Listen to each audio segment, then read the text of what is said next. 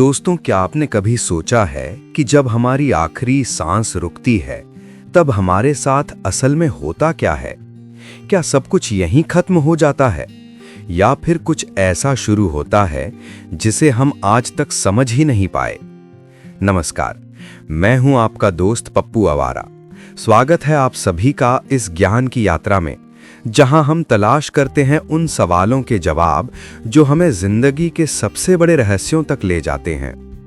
विज्ञान और अध्यात्म के नजरिए से इस एपिसोड में आज हम बात करने वाले हैं कि आखिर मौत के बाद आत्मा कहां जाती है।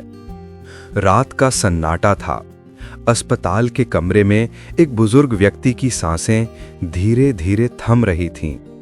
मॉनिटर पर दिल की धड़कनें धीमी होती जा रही थीं और फिर अचानक मॉनिटर पर एक सीधी लाइन चलने लगी। डॉक्टर ने धीरे से कहा, सॉरी, ही इज गॉन। लेकिन क्या वो सच में गया या सिर्फ शरीर ने काम करना बंद किया? विज्ञान कहता है कि मृत्यु वह क्षण है जब हृदय धड़कना बंद कर दे, या ऐसे कहें कि मस्तिष्क के न्यूरॉन्स अपनी गतिविधि रोक दें। लेकिन कई वैज्ञानिक अब ये कह रहे हैं कि मृत्यु एक प्रक्रिया है, घटना नहीं। यानी कि जब शरीर मरता है तब भी चेतना कुछ देर तक जीवित रहती है। कई डॉक्टरों ने ऐसे केस दर्ज किए हैं जहां व्यक्ति क्लिनिकली डेड घोषित हुआ, लेकिन कुछ मिनट बाद जीवित लौटा और बताया कि उसने खुद को ऊपर से देखा था। उसने डॉक्टरों को अपने शरीर पर काम यानी इलाज करते हुए देखा। इसे विज्ञान ने नाम दिया नियर डेथ एक्सपीरियंस। लेकिन अध्यात्म की राय इससे कुछ अलग है। अध्यात्म कहता है ये आत्मा का पहला कदम होता है जब वो शरीर से अलग होकर बाहर की यात्रा पर निकलती है। हिंदू शास्त्रों में कहा गया है, मृत्यु के क्षण में आत्मा अपनी जीवन यात्रा की झलक देखती है।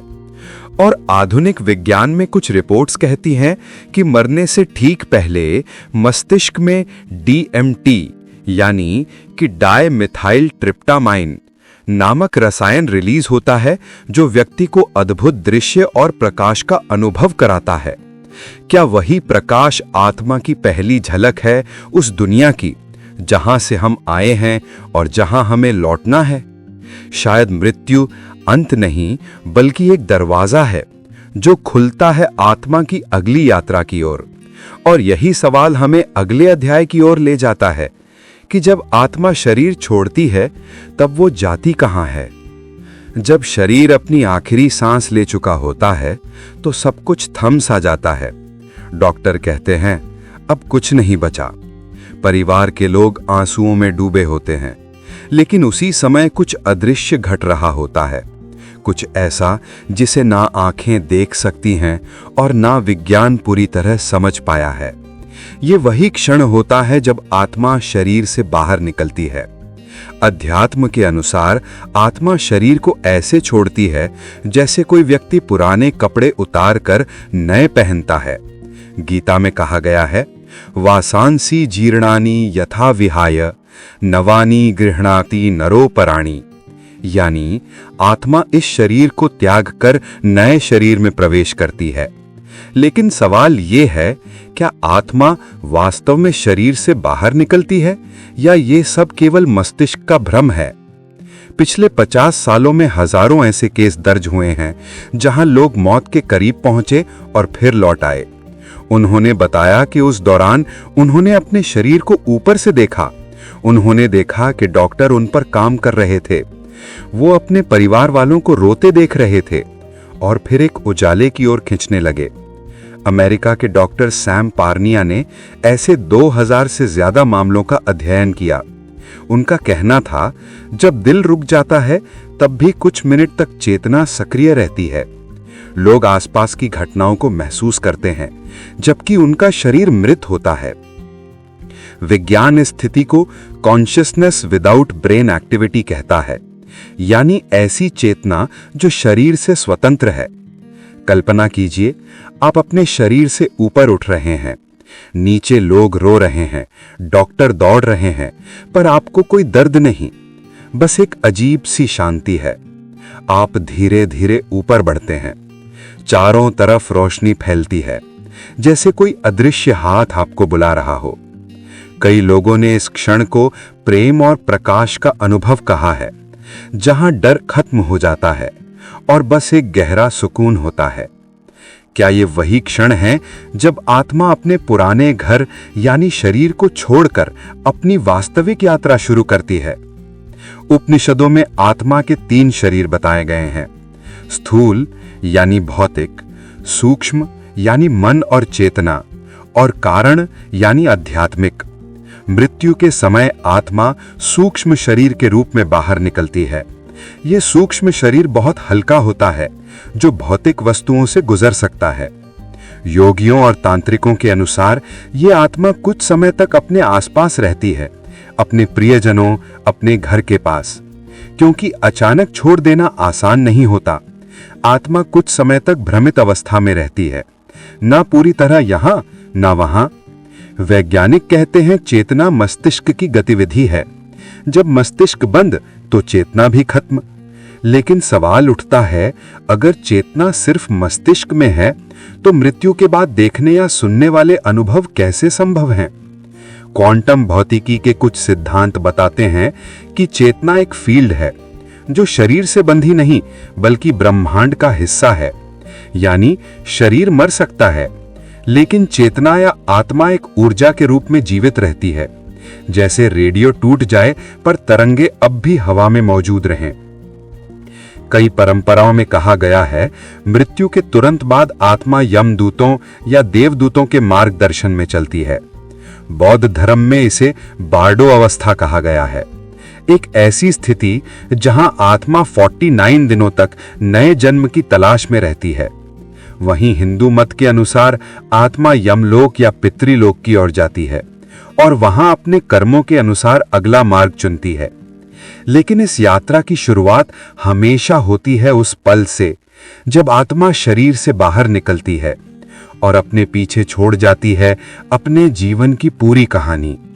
शायद मृत्यु वह क्षण नहीं जब सब कुछ खत्म हो जाता है, बल्कि वह क्षण है जब आत्मा कहती है कि अब मुझे जाना है आगे की यात्रा पर। हम में से किसी ने आत्मा को देखा नहीं, लेकिन हर किसी ने किसी ना किसी रूप में उसकी मौजूदगी महसूस की है। किसी खोए हुए प्रियजन के बाद, किसी अदृश्य एहसास में, किसी अनकहे स्पर्श में। ये सब शायद आत्मा के संकेत हैं कि वो अभी भी कहीं है और देख रही है, बस अलग रूप में। कहते हैं कि जब किसी की मौत होती है तो शरीर ठंडा पड़ जाता है, लेकिन वातावरण में कुछ बदल जाता है, जैसे किसी ने कमरे से कोई ऊर्जा खींच ली हो। क्या सच में आत्मा एक ऊर्जा है? और अगर हां, तो विज्ञान इसे कैसे समझाता है? एक बार फिर से स्वागत है ज्ञान की यात्रा में। मैं हूं आपका दोस्त पप्पू आवारा। अक्सर हम विज्ञान और अध्यात्म को अलग अलग नजरिए से देखते आए हैं, लेकिन आज हम बात कर रहे हैं उस सवाल पर जो विज्ञान और अध्यात्म दोनों को एक सूत्र में जोड़ देता है। भौतिक विज्ञान का एक मूल सिद्धांत है, ऊर्जा कभी नष्ट नहीं होती, केवल रूप बदलती है। जब कोई इंसान मरता है, उसका शरीर तो नष्ट हो सकता है, लेकिन उसके भीतर जो जीवन ऊर्जा थी, क्या वो भी रूप बदलकर कहीं और चली जाती है? एल्बर्ट आइंस्टाइन ने कहा था, एवरीथिंग इज एनर्जी, यानी हम सब कुछ, हमारे विचार, हमारी भावनाएं, हमारी चेतना, सब ऊर्जा के ही रूप हैं। तो क्या आत्मा इस जीवन ऊर्जा का सबसे सूक्ष्म रूप है? विज्ञान के पास अब तक कोई मशीन नहीं जो चेतना को माप सके। डॉक्टर मस्तिष्क की तरंगे रिकॉर्ड कर सकते हैं, लेकिन ये नहीं बता सकते कि मैं कौन हूं, ये एहसास कहां से आता है। कई न्यूरोसाइंटिस्ट मानते हैं कि चेतना सिर्फ मस्तिष्क की क्रियाओं का परिणाम नहीं, बल्कि क्वांटम लेवल पर होने वाली गतिविधियों से जुड़ी है। यानी हमारी चेतना शायद ब्रह्मांड के किसी गहरे ऊर्जा क्षेत्र से जुड़ी है, जिसे कुछ वैज्ञानिक कहते हैं quantum field of consciousness. Quantum भौतिकी बताती है कि हर कण यानी पार्टिकल एक साथ कई अवस्थाओं में हो सकता है। ये विचार इतना रहस्यमय है कि कई वैज्ञानिकों ने कहा, शायद चेतना ही वो शक्ति है जो ये तय करती है कि ब्रह्मांड कैसा दिखेगा। प्रसिद्ध वैज्ञानिक रॉजर पेनरोज और स्टुअर्ट हैमरऑफ ने एक थ्योरी दी, जिसे कहा गया ऑर्च, यानी ऑर्केस्ट्रेटेड ऑब्जेक्टिव रिडक्शन। इस सिद्धांत के अनुसार हमारे मस्तिष्क के न्यूरॉन्स में सूक्ष्म स्तर पर क्वांटम ऊर्जा की कंपन होती है और यही चेतना यानी आत्मा का मूल रूप है। जब शरीर मरता है तो ये क्वांटम ऊर्जा यानी आत्मा ब्रह्मांड में फैल जाती है, जैसे कोई तरंग सागर में मिल जाए। कई अस्पतालों में किए गए प्रयोगों में पाया गया कि मृत्यु के कुछ क्षण बाद शरीर का वजन लगभग 21 ग्राम तक कम हो जाता है। कुछ लोगों ने इसे आत्मा का वजन कहा, हालांकि विज्ञान ने इसे पूरी तरह प्रमाणित नहीं किया। लेकिन सवाल ये जरूर उठता है कि जब शरीर मरता है तब वो ऊर्जा कहाँ जाती है जो हमें जीवित रखती थी। कुछ वैज्ञानिक मानते हैं ये ऊर्जा हमारे आसपास के वातावरण में विद्युत और ऊष्मा के रूप में फैल जाती है। लेकिन अध्यात्म कहता है ये ऊर्जा सिर्फ वातावरण में नहीं जाती, ये एक ऊर्जा लोक में प्रवेश करती है, जहां आत्मा अपने कर्मों के अनुसार अगला मार्ग चुनती है। यहां विज्ञान और अध्यात्म की रेखाएं एक दूसरे को छूती हैं। विज्ञान कहता है ऊर्जा कभी खत्म नहीं होती, अध्यात्म कहता है आत्मा अमर है। दोनों के शब्द अलग हैं लेकिन अर्थ एक ही है। कुछ ऐसा है हमारे भीतर जो शरीर से परे है। वो कुछ ना देखा जा सकता है ना मापा जा सकता है, लेकिन उसकी मौजूदगी हर सांस में, हर धड़कन में महसूस की जा सकती है। जब किसी प्रिय व्यक्ति की मृत्यु होती है तो हम कहते हैं वो चला गया, लेकिन कभी कभी उनकी मौजूदगी फिर भी महसूस होती है, जैसे कोई अदृश्य ऊर्जा हमारे आसपास हो जो हमें सुकून देती है, या कभी कभी आंसू भी। शायद ये वही आत्मिक ऊर्जा है जो प्रेम, स्मृति और भावना के रूप में हमारे साथ बनी रहती है। आत्मा शायद सिर्फ चेतना नहीं बल्कि संबंध भी है जो समय और मृत्यु दोनों से परे है। विज्ञान ने बहुत कुछ समझ लिया, लेकिन आत्मा की ऊर्जा का रहस्य अभी भी अधूरा है, क्योंकि जब प्रयोगशाला की सीमाएं खत्म होती हैं, वहीं से शुरू होती है आत्मा की यात्रा। शायद आत्मा वो शक्ति है जो पूरे ब्रह्मांड को जोड़ती है, एक ऐसी तरंग जो हर जीव में अलग अलग रूप में धड़कती है। जब शरीर मरता है तब वो ऊर्जा नष्ट नहीं होती, बस रूप बदलकर ब्रह्मांड में विलीन हो जाती है। और यही मृत्यु के बाद आत्मा की ऊर्जा का सबसे सुंदर सत्य है। दुनिया के हर धर्म ने मृत्यु के बाद की दुनिया को अपने अपने तरीके से समझाया है। किसी के लिए आत्मा अमर है, किसी के लिए वो पुनर्जन्म लेती है, और कुछ मानते हैं आत्मा मृत्यु के बाद एक अनंत नींद में चली जाती है। आज की ज्ञान की यात्रा में हम झांकेंगे धर्मों की उन पवित्र पुस्तकों में जो हजारों सालों से इस सवाल का जवाब खोज रही हैं, मौत के बाद आत्मा कहां जाती है। महाभारत के युद्ध में जब अर्जुन अपने परिजनों को देखकर विचलित हो गया था, तब श्री कृष्ण ने गीता के माध्यम से आत्मा का सबसे गहरा सत्य बताया। उन्होंने कहा, नयनम छिंदन्ति शस्त्राणि न दहति पावकः न चैनम क्लेदयन्ति आपो न शोषयति मारुतः।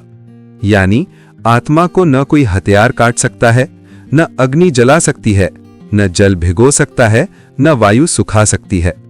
श्री कृष्ण ने कहा, आत्मा न जन्म लेती है न मरती है, वो सदा थी, सदा है और सदा रहेगी। मृत्यु के बाद आत्मा बस एक नया शरीर धारण करती है, जैसे कोई पुराना वस्त्र त्याग कर नया पहन ले। लेकिन बौद्ध धर्म का दृष्टिकोण थोड़ा अलग है। बुद्ध ने आत्मा के अस्तित्व को स्थायी रूप में स्वीकार नहीं किया। उन्होंने कहा, सब कुछ परिवर्तनशील है, यहां तक कि आत्मा भी। बुद्ध के अनुसार मृत्यु के बाद आत्मा नहीं बल्कि चेतना की तरंगे अगला जन्म लेती हैं। जैसे एक दीपक की लौ दूसरे दीपक को जलाती है, वैसे ही चेतना एक शरीर से दूसरे शरीर में प्रवाहित होती है। इसे कहा गया प्रत्येत्य समुत्पाद, यानी एक से दूसरे का जन्म। बौद्ध मत में मृत्यु के बाद की अवस्था को बार्डो कहा गया है, जहां आत्मा यानी चेतना 49 दिनों तक नए जन्म की तलाश में रहती है। कर्म के अनुसार ही अगला जन्म तय होता है, किसी के लिए इंसान के रूप में, किसी के लिए पशु या किसी दूसरे लोक में। इस्लाम में आत्मा को रूह कहा गया है। कुरान के अनुसार जब इंसान की मौत होती है तो उसकी रूह बरजख नामक अवस्था में चली जाती है, जो इस दुनिया और आखिरत यानी परलोक के बीच का पड़ाव है। वहां आत्मा अपने कर्मों का इंतजार करती है और कयामत के दिन फिर से शरीर में लौटाई जाती है ताकि उसका हिसाब किताब हो सके। जो नेक कर्म करता है उसे जन्नत मिलती है और जो बुराई करता है उसे जहन्नुम का दंड। इस्लाम आत्मा को ईश्वर की अमानत मानता है, जो अल्लाह की फूंक से शरीर में आती है और मृत्यु के समय उसी के पास लौट जाती है। यानी आत्मा आती भी वहीं से है और लौटती भी उसी के पास है। ईसाई धर्म कहता है कि इंसान का शरीर मिट्टी में मिल जाता है, लेकिन आत्मा अमर रहती है। मृत्यु के बाद आत्मा अपने कर्मों के अनुसार स्वर्ग या नरक में जाती है, और जब जजमेंट डे यानी पुनरुत्थान का दिन आएगा, तब ईश्वर हर आत्मा को पुनः शरीर देगा ताकि वो न्याय पा सके। ईसा मसीह ने कहा था, मैं हूं पुनरुत्थान और जीवन, जो मुझ पर विश्वास करता है वो मरकर भी जीवित रहेगा।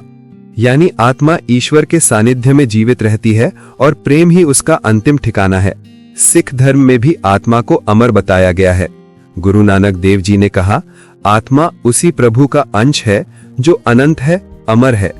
मृत्यु के बाद आत्मा कर्मों के अनुसार जन्म और मरण के चक्र में घूमती है, जब तक वो प्रभु में लीन ना हो जाए।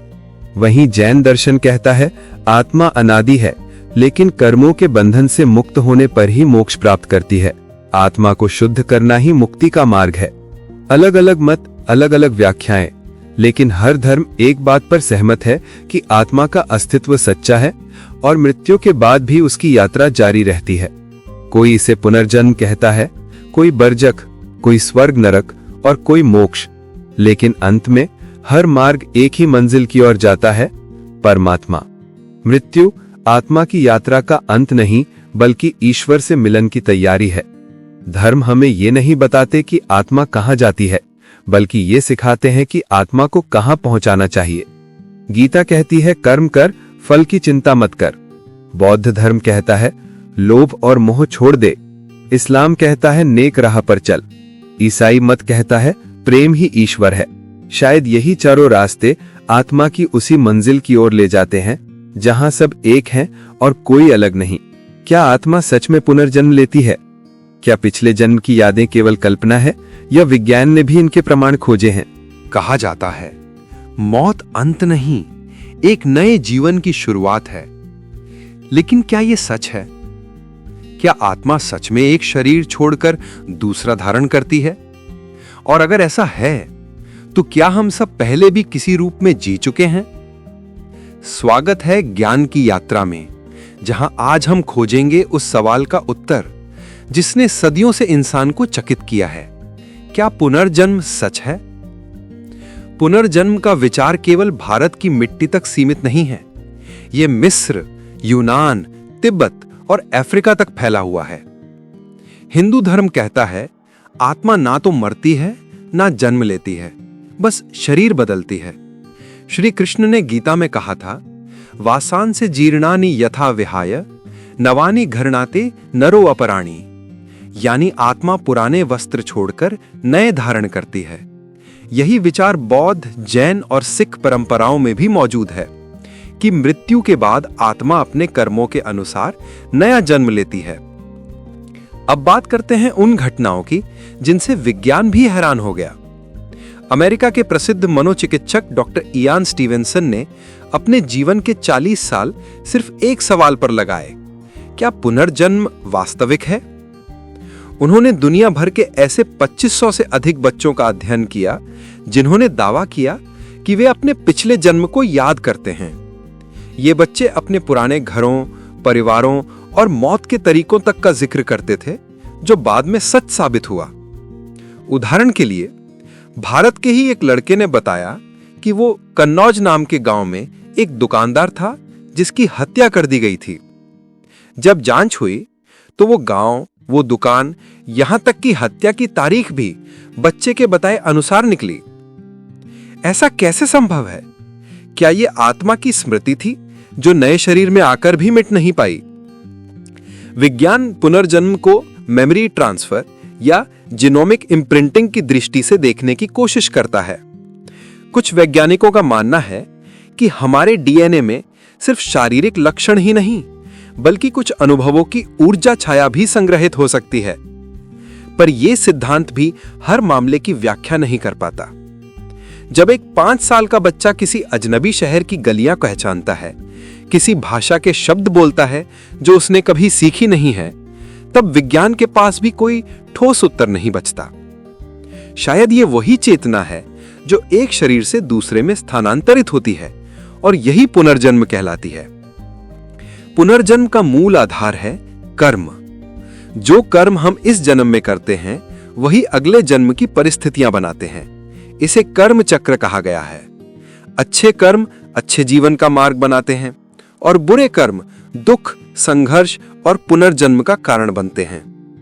आत्मा तब तक जन्म लेती रहती है जब तक वो अपने सभी कर्मों का फल नहीं भोग लेती। जब ये चक्र समाप्त हो जाता है तो आत्मा मुक्त हो जाती है, जिसे हम मोक्ष कहते हैं। कई ध्यान योगी और साधक बताते हैं कि गहरे ध्यान की अवस्था में उन्हें अपने पिछले जन्मों की झलकियां मिलती हैं। प्राचीन भारत में इसे कहा गया जाति स्मरण ज्ञान। पतंजलि की योग सूत्रों में लिखा है, संस्कारों की स्मृति से पिछले जन्मों का ज्ञान होता है। यानी आत्मा के भीतर हर जन्म की छाप अंकित होती है। जब हम मरते हैं तो शरीर नष्ट हो जाता है, लेकिन आत्मा अपने अनुभवों और भावनाओं का बोझ अगले जन्म तक लेके जाती है। यही कारण है कि कभी-कभी हम किसी अनजान जगह पर पहुंचकर भी उसे पहचाना हुआ महसूस करते हैं, या किसी व्यक्ति से पहली बार मिलकर भी गहरा भावनात्मक जुड़ाव महसूस करते हैं। शायद ये वही आत्मिक पहचान है जो जन्मों के पार चलती रहती है। अगर आत्मा अमर है तो उसका लौटना भी स्वाभाविक है। हर जन्म, हर मौत बस एक नया अध्याय है आत्मा की उसी अनंत किताब का। हम सब एक अनंत यात्रा पर हैं, जहां मंजिल नहीं बस अनुभव है। शायद यही वजह है कि हर इंसान के भीतर एक गहरी बेचैनी है। मैं कौन हूं और मैं कहां से आया हूं? यह सवाल आत्मा की स्मृति है जो हमें हमारे पुराने अस्तित्व की याद दिलाता है। पुनर्जन्म कोई कहानी नहीं, ये एक संकेत है कि आत्मा की यात्रा कभी नहीं रुकती, और जब ये चक्र पूरा होता है तो आत्मा अपने असली घर लौटती है, उस स्रोत में जिससे वो आई थी। अगले एपिसोड में हम जानेंगे आत्मा और ब्रह्मांड का गहरा संबंध। क्या हमारी आत्मा सच में ब्रह्मांडीय ऊर्जा से जुड़ी है? क्या हम सिर्फ एक इंसान नहीं बल्कि कॉस्मिक चेतना का हिस्सा हैं? कभी रात के आसमान को देखकर सोचा है, इतने तारे, इतनी आकाशगंगाएं, इन सब के बीच हम कितने छोटे हैं। पर अगर सच्चाई ये हो कि हम इस विशाल ब्रह्मांड के अलग नहीं बल्कि हिस्सा है, और हमारी आत्मा उसी ऊर्जा से बनी है जिससे ये पूरी सृष्टि बनी है। स्वागत है ज्ञान की यात्रा में। आज हम खोजेंगे वो रहस्य जो हमें ईश्वर, ऊर्जा और ब्रह्मांड से जोड़ता है। विज्ञान कहता है जब ब्रह्मांड का जन्म हुआ तब एक विस्फोट हुआ, बिग बैंग। उस विस्फोट से जो ऊर्जा निकली वहीं आगे चलकर तारे, ग्रह और अंततः जीवन बनी। प्रसिद्ध खगोलशास्त्री कार्ल सैगन ने कहा था, we are made of star stuff, यानी हमारे शरीर का हर परमाणु किसी न किसी तारे के हृदय में बना था। कार्बन, ऑक्सीजन, लोहा, ये सब किसी सितारे की राख हैं जो अब हमारे भीतर धड़क रही हैं। अगर हमारा शरीर तारों से बना है तो क्या हमारी आत्मा भी उसी कॉस्मिक ऊर्जा का अंश है? शायद हां। उपनिषदों में कहा गया है, अहम ब्रह्मास्मि, मैं ही ब्रह्म हूं। इसका अर्थ है आत्मा और ब्रह्मांड अलग नहीं बल्कि एक ही सत्ता के दो रूप हैं। जैसे सागर और लहर, लहर सागर से अलग दिखती है लेकिन असल में वही सागर है, वैसे ही आत्मा परमात्मा से अलग नहीं, बस उसकी एक लहर है। आत्मा ब्रह्मांड की चेतना का सूक्ष्म रूप है जो मानव शरीर में सीमित रूप में प्रकट होती है। जब शरीर मरता है, आत्मा फिर उसे ब्रह्मांडीय चेतना में लौट जाती है जिससे वो आई थी, जैसे कोई बूंद वापस सागर में मिल जाती है। आधुनिक क्वांटम भौतिकी अब उस दिशा में बढ़ रही है जहां विज्ञान और अध्यात्म एक दूसरे से मिलने लगे हैं।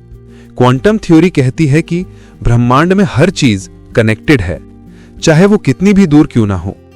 इस विचार को क्वांटम एंटेंगलमेंट कहा गया है, यानी दो कण अगर कभी एक साथ जुड़े हों तो वे हमेशा जुड़े रहते हैं, चाहे ब्रह्मांड के दो छोरों पर क्यों ना हो। सोचिए, अगर कण जुड़े रह सकते हैं तो चेतना क्यों नहीं? शायद हमारी आत्मा भी उस कॉस्मिक यूनिवर्सल चेतना का हिस्सा है जिसे कुछ लोग गॉड फील्ड कहते हैं। यही वो कॉस्मिक कनेक्शन है जो हर आत्मा को पूरे ब्रह्मांड से जोड़ता है। ध्यान की गहरी अवस्थाओं में योगी और साधक बताते हैं उन्होंने अपने भीतर अनंत प्रकाश का अनुभव किया। वो प्रकाश किसी आंख से नहीं देखा जाता बल्कि आत्मा से महसूस किया जाता है। बुद्ध ने कहा था, तुम्हारे भीतर ही ब्रह्मांड का केंद्र है। और कबीर ने लिखा, जो ब्रह्मांड में सोई मेरे अंदर। इसका मतलब ये नहीं कि ईश्वर कहीं बाहर है, बल्कि वो ऊर्जा हमारे भीतर भी उसी तरह बह रही है जैसे हर तारे हर ग्रह में। जब हम ध्यान या प्रेम की अवस्था में पहुंचते हैं तो आत्मा अपने मूल स्रोत ब्रह्मांडीय ऊर्जा से जुड़ जाती है और वही जुड़ाव हमें एकत्व का अनुभव कराता है। विज्ञान कहता है ब्रह्मांड का हर कण ऊर्जा है। अध्यात्म कहता है आत्मा ऊर्जा का ही रूप है। जब दोनों को मिलाया जाए तो एक ही सत्य उभरता है। हम सब एक ही ऊर्जा के रूप हैं जो अलग अलग शरीरों में अनुभव ले रही हैं। मृत्यु इस ऊर्जा का अंत नहीं, बस उसकी दिशा बदल जाती है। आत्मा लौटती है उस कॉस्मिक पूल में जहां से वो आई थी और कभी फिर किसी रूप में जन्म लेती है। यही ब्रह्मांडीय चक्र है, सृष्टि से विनाश और फिर सृष्टि तक। जब हम कहते हैं मैं हूं, तो वो केवल शरीर की पहचान नहीं होती, वो आत्मा की गूंज होती है। और वो आत्मा इस पूरे ब्रह्मांड की धड़कन से जुड़ी है। जब कोई तारा जन्म लेता है या कोई टूटता है, शायद कहीं कोई आत्मा भी अपने अगले अध्याय में प्रवेश करती है। हम सब एक ब्रह्मांडीय नृत्य का हिस्सा हैं, जहां आत्मा और ऊर्जा, जीवन और मृत्यु सब बस रूप बदलते हैं पर खत्म कभी नहीं होते। आत्मा का ब्रह्मांड से यह रिश्ता हमें सिखाता है कि हम अकेले नहीं हैं। हमारा हर विचार, हर भावना पूरे ब्रह्मांड को प्रभावित करती है, क्योंकि आत्मा कोई बिंदु नहीं, वो अनंत का अंश है। हर यात्रा की एक मंजिल होती है और आत्मा की ये यात्रा जो जन्म और मृत्यु के बीच चलती रही, अब अपने उत्तर की ओर बढ़ रही है। क्या आत्मा की कोई अंतिम मंजिल होती है या वो अनंत काल तक घूमती रहती है? आज ज्ञान की यात्रा में हम खोजेंगे आत्मा का अंतिम गंतव्य, वो सत्य जो शायद शब्दों में नहीं समाता, लेकिन हर दिल कहीं ना कहीं उसे महसूस करता है। अब तक हमने जाना, मृत्यु के बाद आत्मा शरीर से अलग होती है। वो ऊर्जा के रूप में ब्रह्मांड में प्रवाहित रहती है और कर्मों के अनुसार पुनर्जन्म लेती है। पर क्या ये चक्र जन्म, मृत्यु और पुनर्जन्म हमेशा चलता रहता है? नहीं। आध्यात्म कहता है आत्मा की ये यात्रा तब तक चलती है जब तक वो अहंकार और मोह से मुक्त नहीं हो जाती। जब आत्मा अपने वास्तविक स्वरूप को पहचान लेती है कि मैं शरीर नहीं, मैं चेतना हूं, तब वो जन्म मृत्यु के चक्र से ऊपर उठ जाती है और यही अवस्था कहलाती है मोक्ष। मोक्ष शब्द का अर्थ है मुक्ति, लेकिन ये किसी स्थान की यात्रा नहीं, बल्कि चेतना की अवस्था है। ये वो स्थिति है जहां आत्मा को न कोई भय होता है, न कोई इच्छा। वो पूर्णतः शांत, निर्मल और स्वतंत्र हो जाती है। गीता में श्री कृष्ण ने कहा, जो आत्मा परमात्मा में लीन हो जाए वो फिर संसार में लौटकर नहीं आती। जैसे एक बूंद सागर में मिल जाए, वैसे ही आत्मा अपने स्रोत परमात्मा में विलीन हो जाती है और यही आत्मा का अंतिम गंतव्य है। विज्ञान के अनुसार ऊर्जा कभी समाप्त नहीं होती, वो केवल रूप बदलती है। तो जब शरीर मरता है, आत्मा के रूप में जो चेतना है वो कहीं नष्ट नहीं होती, बस अपने मूल ऊर्जा स्रोत में विलीन हो जाती है। वही स्रोत जिसे धर्म ईश्वर कहते हैं और विज्ञान कॉस्मिक एनर्जी। इस प्रकार आत्मा की मुक्ति का अर्थ ये नहीं कि वो गायब हो गई, बल्कि ये कि उसने अपना व्यक्तिगत रूप छोड़कर ब्रह्मांड के सामूहिक स्वरूप को स्वीकार कर लिया। हिंदू मत में आत्मा का गंतव्य है मोक्ष, जहां वो जन्म मरण के चक्र से मुक्त होती है। बौद्ध धर्म में इसे कहा गया निर्वाण, यानी उस ज्योति का बुझ जाना जो अब किसी नई देह में नहीं लौटेगी। इस्लाम में आत्मा का अंतिम ठिकाना है जन्नत, जहां उसे अनंत शांति और ईश्वर की निकटता मिलती है। ईसाई धर्म कहता है आत्मा परमेश्वर के सानिध्य में अनंत जीवन जीती है। चारों मतों में भले शब्द अलग हैं, लेकिन अर्थ एक ही है। आत्मा की यात्रा अंततः ईश्वर की गोद में विश्राम पाती है। लेकिन असली सवाल यह है, क्या यह गंतव्य कहीं बाहर है? शायद नहीं। आत्मा का अंतिम ठिकाना किसी स्वर्ग या लोक में नहीं, बल्कि हमारे भीतर है। जब हम भीतर झांकते हैं, जब हम अपने विचारों, भय और इच्छाओं से परे जाते हैं, तब हमें एक गहरी शांति महसूस होती है। वही शांति आत्मा का घर है। वही मिलन है जो हर जीवन, हर जन्म और हर संघर्ष का लक्ष्य है। इस मिलन में न कोई शब्द है, न कोई अलग मैं, बस एक अनंत मौन जहां सब कुछ एक हो जाता है। आत्मा हमें हर जन्म में एक ही बात सिखाती है कि जीवन अस्थायी है, लेकिन प्रेम शाश्वत। हम आते हैं सीखने, अनुभव करने और फिर लौट जाते हैं उस ऊर्जा में जिससे हम बने हैं। मृत्यु डरने की चीज नहीं, बल्कि एक वापसी है, घर लौटने की यात्रा। जब शरीर मिट जाता है, आत्मा मुस्कुराती है और कहती है, अब मैं मुक्त हूं। शायद आत्मा का कोई अंतिम ठिकाना नहीं, क्योंकि वो स्वयं अनंत है। हर जीवन, हर मृत्यु बस उसकी यात्रा के पड़ाव हैं। और जब हम ये समझ लेते हैं कि हम केवल शरीर नहीं, बल्कि उसी अनंत चेतना का अंश है, तब हम सच में जीना शुरू करते हैं। यही है इस सीरीज का सबसे बड़ा मैसेज। मृत्यु अंत नहीं, बल्कि आत्मा की अगली यात्रा की शुरुआत है। दोस्तों, ये थी आज की ज्ञान की यात्रा। अगर इस यात्रा ने आपके दिल को छू लिया हो या जरा सा भी आपको सोचने पर मजबूर किया हो, तो इस चैनल को जरूर सब्सक्राइब करें और कमेंट में बताएं आपका क्या मानना है, मरने के बाद आत्मा कहां जाती है। हम फिर लौटेंगे एक नए सवाल, एक नई कहानी और एक नई ज्ञान की यात्रा के साथ। तब तक याद रखिए, सवाल ही असली जागृति की शुरुआत है, क्योंकि जब मन में सवाल उठता है, वहीं से ज्ञान की रोशनी जन्म लेती है।